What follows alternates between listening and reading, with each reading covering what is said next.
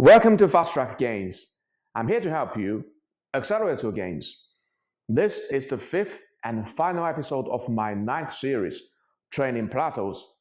If you have broken the generic ceiling height plateau, then technically you are considered as an advanced hypertrophy trainee, and at this point, you should have full capability to coach yourself. And with all the experience you have collected through breaking the first four plateaus, theoretically, you should be able to break any future plateaus. And truth to be told, 99% of people will call it a stop and switch to maintenance mode when the fat-free mass index is higher than 23.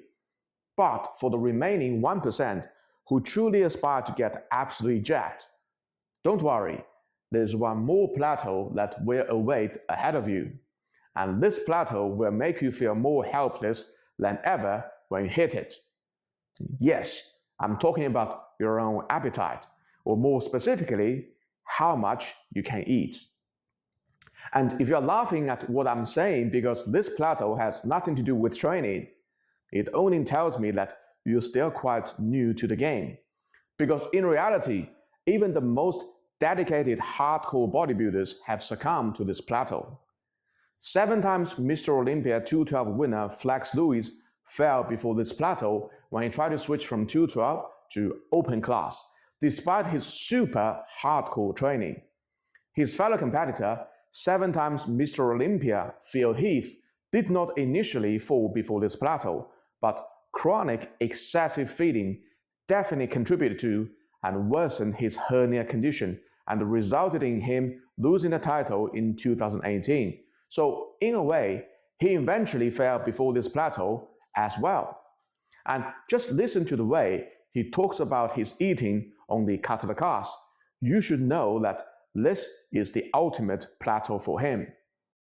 I battled Coleman. I worked to get my back bigger for 05, 06, man, but it thickened up my midsection. And if you go back and look at 01, it was kind of like really, everything was kind of tapered. But I think, also eating all those years and, obviously continuous use of drugs. Yeah.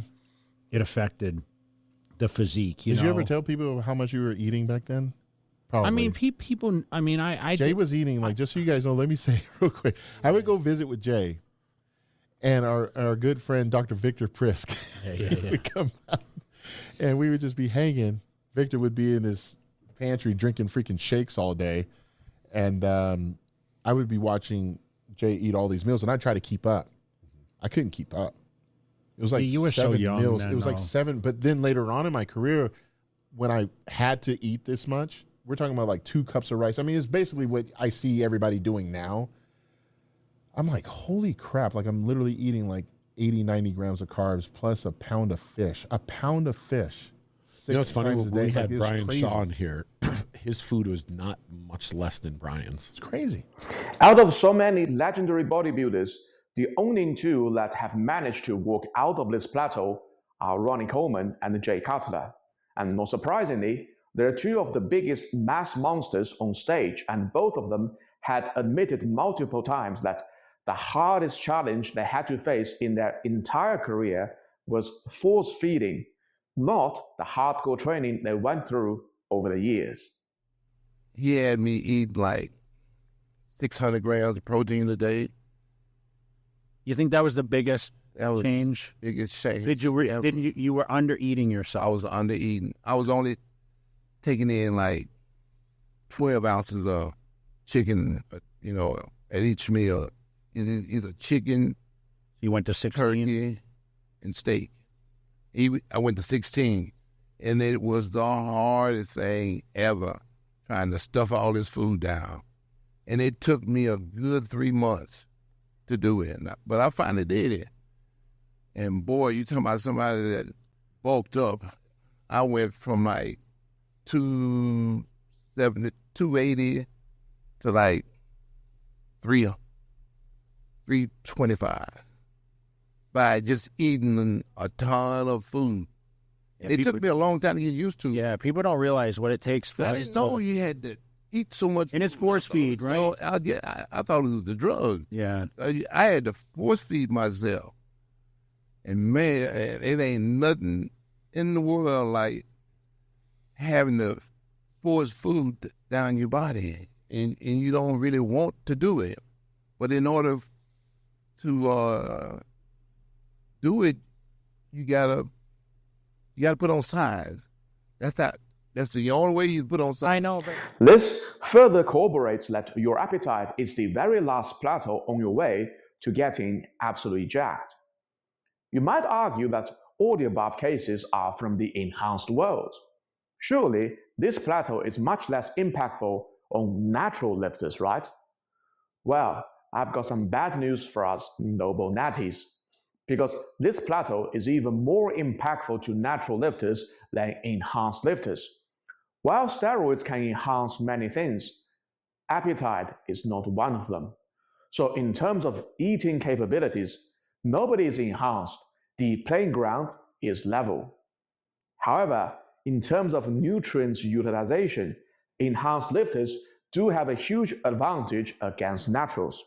What a 3,500 calorie diet with 250 grams of protein means to an enhanced lifter will be entirely different from that to a natural lifter, because the enhanced lifter can manage to grow more muscle out of less amount of calories and less amount of protein due to elevated muscle protein synthesis, better P ratio, more red blood cells, and just an overall much more favorable anabolic environment conferred by steroids.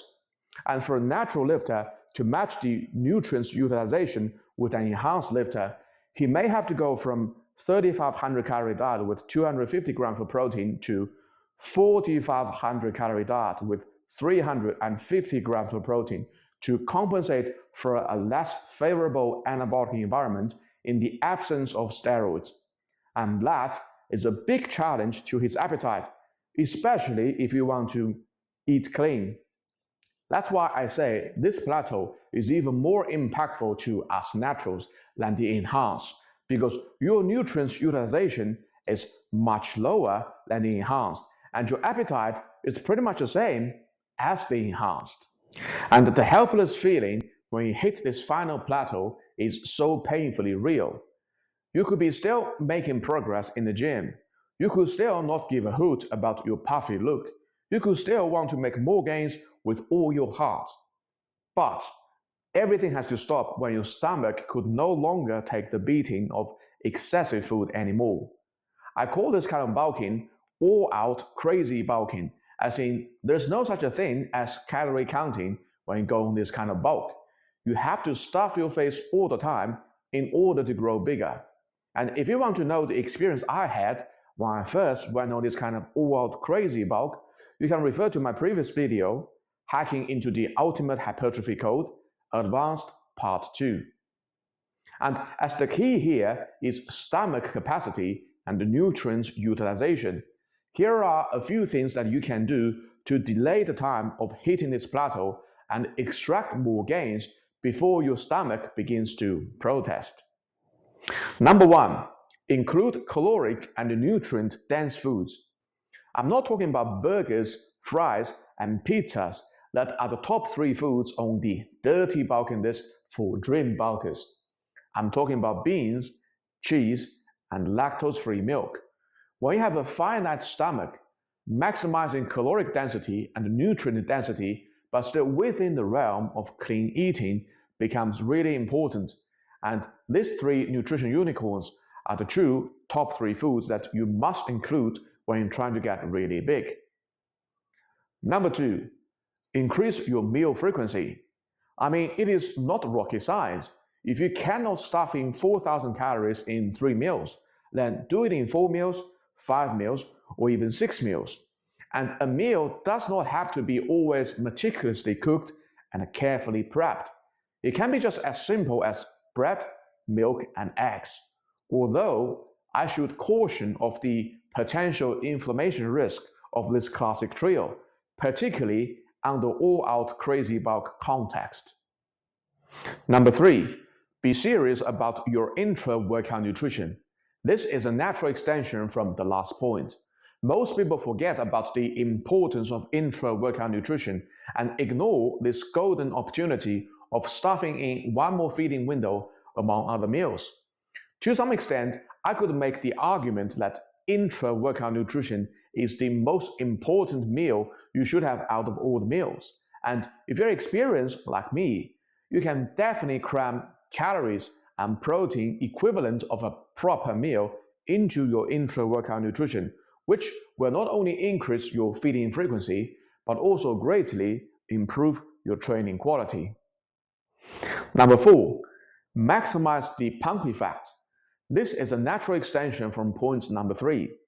Although I said training has nothing to do with this plateau, you can certainly alter your training to further enhance the nutrients utilization of the intra-workout nutrition. The pump effect is a critical growth factor when you're really pushing for the size because it drives more blood to the muscle. And when you combine more blood with the nutrients provided by the intra-workout nutrition, then boom, you unlock further growth potential. And for you to maximize this pump effect, you need to further check out your ego, drop the weight to 15 to 25 plus reps on some exercises, and really just savor the burn. At this stage of the game, it is really not about how much weight you can lift. It's all about how the muscle feels. And that's why Jay Cutler famously said, "I always judge my workouts by how great the pump was." When you are a proper advanced hypertrophy trainee, the mysterious pump effect that did not play a significant role in muscle growth previously will now play a significant role, and if you are not maximizing your pump, you are missing out. Lastly, guys, the 5th and the final plateau you have to face on your journey, the appetite plateau. Ultimately, it is not how hard you can train in the gym, it is how much you can eat at home. This is not a joke, this is a hard fact. Please like this video and subscribe to my channel. And if you have any questions about this series, please leave your comments and I will be happy to answer all your questions. Thank you for your support and I will see you all in the next video. Peace out.